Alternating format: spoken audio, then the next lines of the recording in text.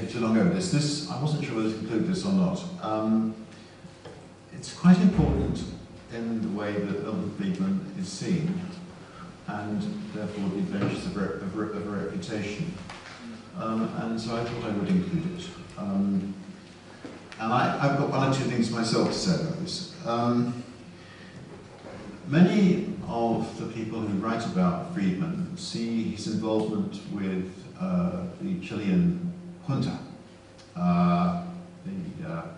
in the 1970s, 1980s as a mistake, because it was taken to be an authoritarian regime that did lots of nasty things, and therefore it was a terrible mistake to get mixed up with it.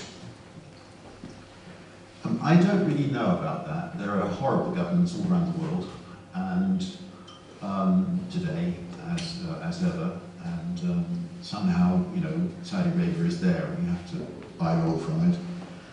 Whatever horrible things they do to their journalists. And life is difficult.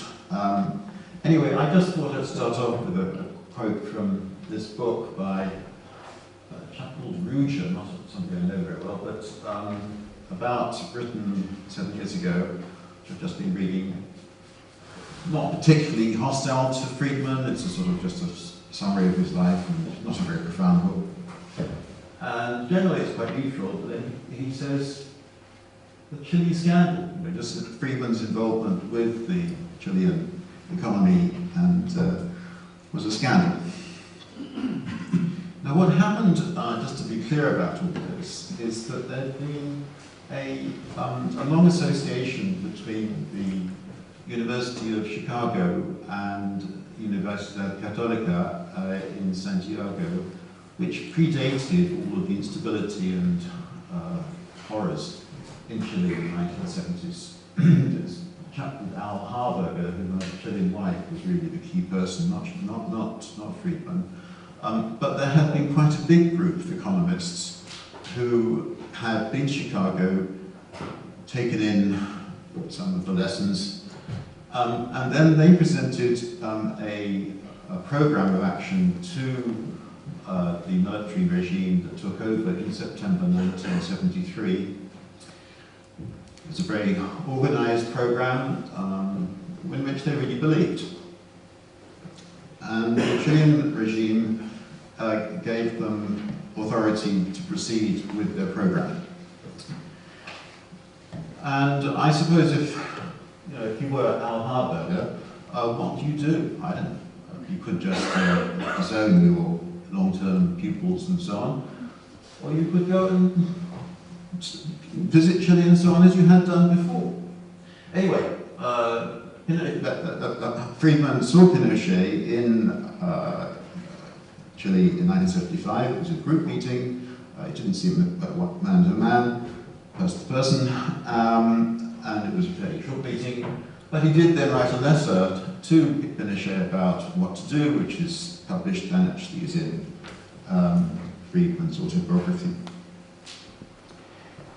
I got involved with all of this because I went down to Chile in 1978 and then wrote an article in the Times about the reforms being carried out in Chile by the Chicago boys, which was actually, I suppose, probably the first piece in a newspaper of any kind that was actually sympathetic to what was going on in Chile at the time. And of course this caused some uproar. William Rees-Mogg, he fighted me to do this, wanted me to do it. And then the World Bank produced a report, a very thick report, about what was going on in Chile, and they actually approved it and said that these kind of reforms are needed elsewhere. And yet, all this is terribly, terribly controversial, even to this day. And I was astonished to, let's just go, I'll just jump on and do this one.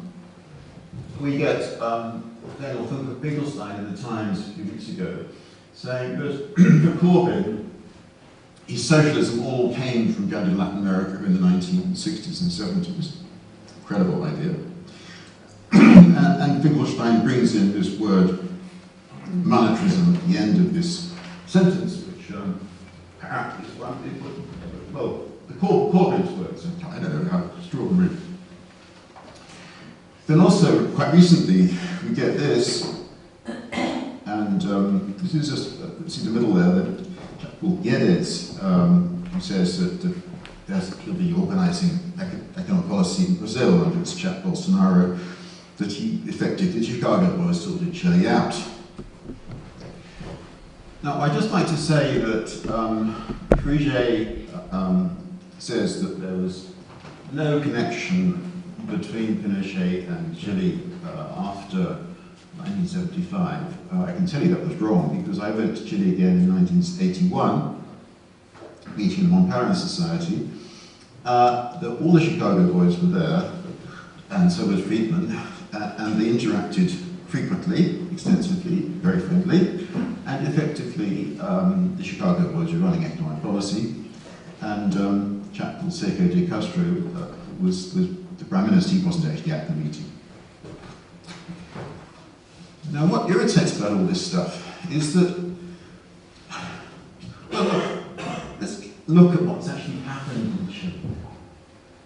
You know, when all this was going on, this is 1980, Chile was a relatively, well, middle-ranking income nation in Latin America, poor by world standards.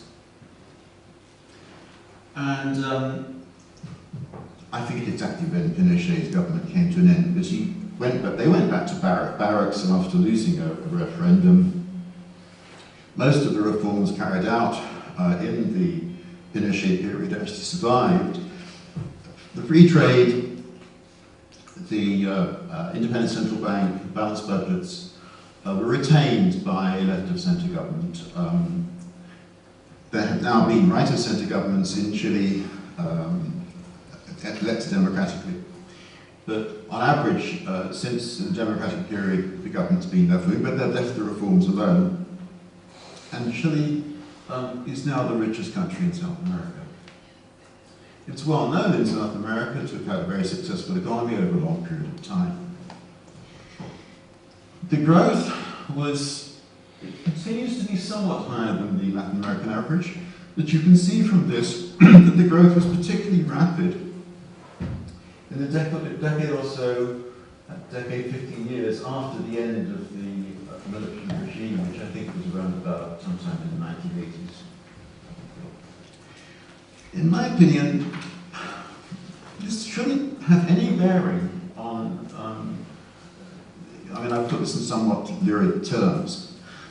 This shouldn't have any bearing on the way in which Friedman is viewed, in that basically what happened in Chile was actually quite impressive. It was actually quite, it showed that free market economics works. In my view, textbook economics works.